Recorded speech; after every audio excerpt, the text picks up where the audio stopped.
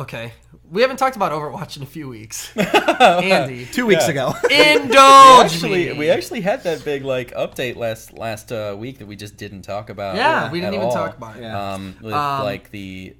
Did we talk about the Overwatch? We talked about the anniversary. We did talk about that. Yeah, we talked about the anniversary, it was the and we PTR talked about. We didn't talk about. Yes. So we didn't talk about the PTR. Yeah. So the PTR, I do want to mention this because this is interesting. Okay. Like the Oh, hold on. Yeah. Oh my god. Yeah. Thank God. By the way, I've been waiting for that. But so the PTR, they added the one big thing that they added is a new map. So it's Horizon Lunar Colony. Horizon Zero Dawn. Yeah, Horizon Zero Dawn. Is in the game now. And this is to clarify, not a 3v3 map like the two new ones that were added for everyone else. It's an actual assault map, which is a 2-point capture map like Hanamura, or Volskaya, and it's really interesting. It's got actual portions of the map that are low gravity, so you actually go outside of an airlock and you just float so it's crazy. It's an interesting flanking route that's low grav. And they also added the ability to change the gravity in custom games on any map. So you can just play low gravity everywhere. And there's going to be a arcade mode where it's just low gravity every game. Everybody rules the skies. No more Farah. No more Farah. I guarantee the new summer game is going to be something with low gravity. It was great. I started playing that and I just played Widow and I was just I'm just going to ping, just ping people out of the sky because they can't fall faster. So they're just going to be up there ready to die. It's great. But yeah, they also made some interesting changes to Reaper. Reaper no longer heals with orbs. He heals based on doing damage to opponents. So he actually 20% of the damage gets he health does. back over time. Yeah, 20% of the damage he does to people, he heals now. So he doesn't eat souls anymore. When we crunched the math on this, we were talking about it. I think it's if you kill a tracer because it's 20% health. Yeah, she's 150. So you would get 40, or she's 150. If you kill a 200 health character, so a soldier, is more common. I think tracer's on the low end. Yeah. You'd get 40 health back. So not even as much as an orb, but you're getting it over time. Yeah, exactly, and that's the thing. Also, if you're doing damage to a tank, that a sounds tank with ridiculously overpowered. It does sound like it is. It sounds like it is. There could be a soldier like blowing you in the back, and then you could just be sitting there slamming Diva and be invincible. You could, but I think it happens slowly. It's kind of it's not like an instant heal. It's kind of like Anna's, when you get hit by an Anna bolt and it takes a little bit of time to happen, so it's not like an instant heal.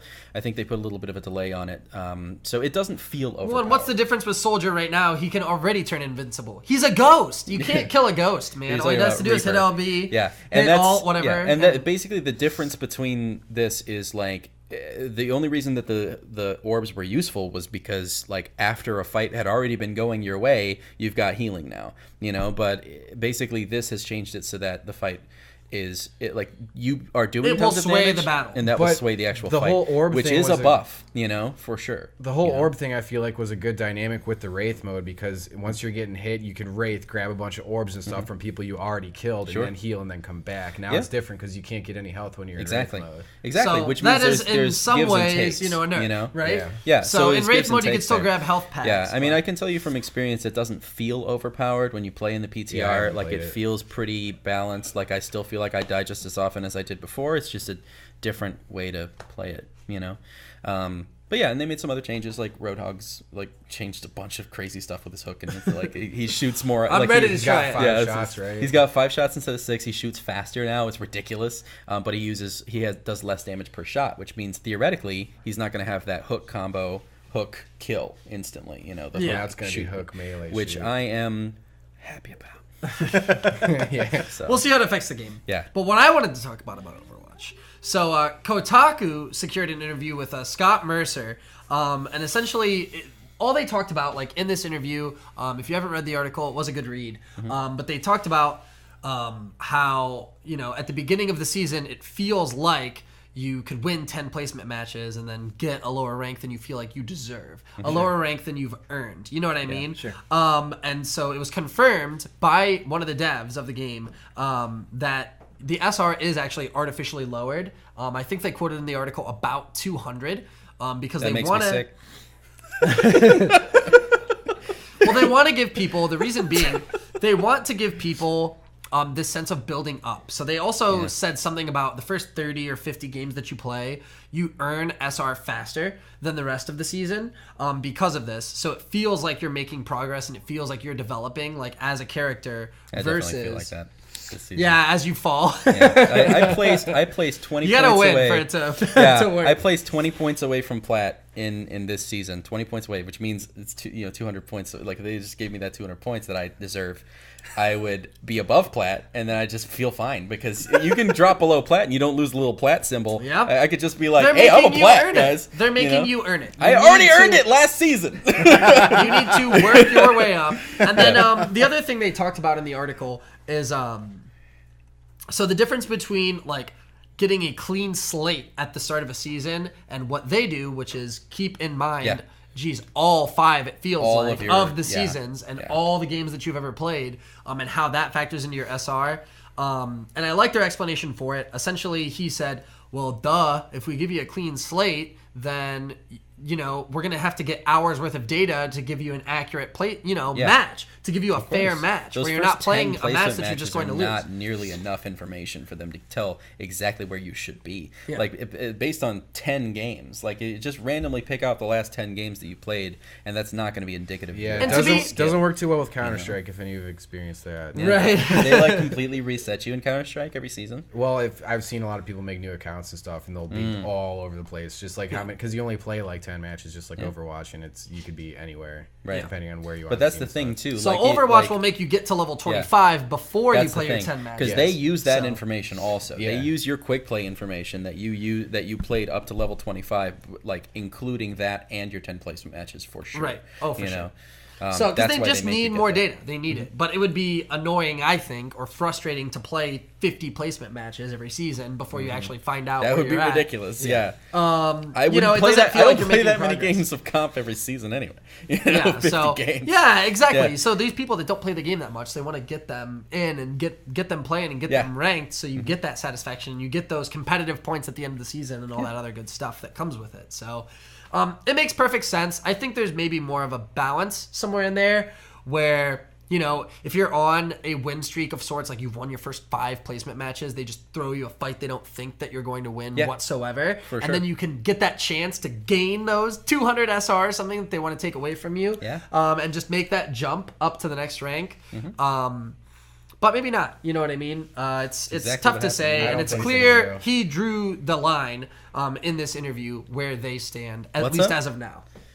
What were you saying, Joe? Well, I was saying I don't think that they do that intricately when they do the placement matches, because I was like low gold last season, and I ended like mid-silver. I did all my placement matches. I won the first 2, lost the third, won the rest of them. So I lost like 1 placement match. You know where it placed me? Yeah. 600. 600? 600. Like in bronze? Is that bronze? That's like below bronze. Yes. Yeah. Okay. Bronze is the lowest you can go. I think 600 is like, I think it's like 500. They stop saying what you are because that's so low.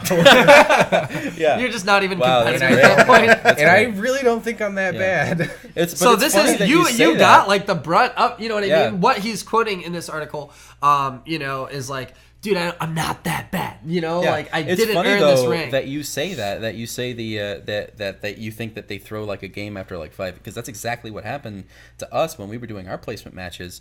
We had 5 games where we had 5 wins, and then on the 6th game we just got a freaking great team that we've had to fight against. Could have been random chance, because it doesn't feel like they're giving you that opportunity to just jump 1,000 SR. You know what I mean? Or anything crazy like that. We were 6 queuing. We had 6 people, and then we were playing against like 6 stacks the whole time, but then all of a sudden they just throw us a 6 stack of just great people, like really great synergistic, like they were playing really like with really good synergy, way better than any of the other teams that we had played with, I played against before.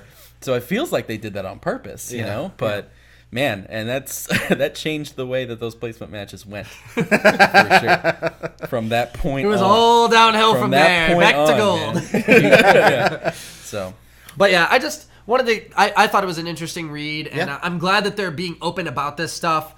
One other little bonus bit that they talk about in there is like these like data aggregation sites like Oversumo or Overbuff, where you can go and like they drill into your data and try to rank you and show like all your stats side by side. And this stuff is available within the game. But it's just not, they don't graph it like against other players. So they're interesting to look at, but you know, it is kind of like it makes you feel even worse. You know what I mean? Like, oh, that does make sense. Oh, like, ooh, geez, like my accuracy isn't there or whatever else. But I mean, they're interesting tools that are out there. They kind of talked about it in a negative light. But like, that is something that they said also is that a lot of the reason, like the basis of how much SR you gain per game is based very much on the character that you play, because like for example, it's been pretty well shown that playing characters that are low in the meta, like characters that don't get picked very often, like Junkrat mains, for example, you know, that they can actually climb much faster because there are less Junkrat mains out there. Because what happens is they base your performance on the performance of everyone else who plays your character. the same character. Really? The same character, yeah. So if you play like characters that are like off, and that's part of your MMR, this invisible number that they don't use. show you. But yeah, that's how websites like Oversumo, Overbuff, like that's how those websites show your like ranking of each of those individuals like skills. Like they show you your damage done, your accuracy, and all of that stuff, and they base it on everyone else who plays that character, and then they show you like, are you gold or plat or so master? Do you think on the horizon is an Overwatch official Blizzard companion app that has this information in there or no? And why not? I don't think they need to do that. I don't think they will. Yeah, I don't think they need to do that. I think that's work they don't have to do because there are the other great people that are doing that. You know, and I think that the information they're showing you in the game is what they want you to see. You know, that's why they don't show. So like, why don't they want me to see? Because I feel like we're at least in game. The reason why they don't show you like medals from other players is because they don't want that toxicity in the game. They don't want you to look at another player and say, "Hey, I have gold damage. You have nothing. What are you doing, DPS? Get out of here!" You know, like, and they don't have a kill, like a leaderboard. You know, they don't have a leaderboard to show. You can still find out pretty fast who's got what medal. You can, you can. If you base it on yours, and you're like, okay, I'm one of the 2 DPS, and I've got like silver. The other DPS probably has gold. You know, like you can basically figure it out. But they make it obscure for that reason, for sure. And I think that's the same reason they make the rest of it obscure. You know, just because makes sense. Yeah.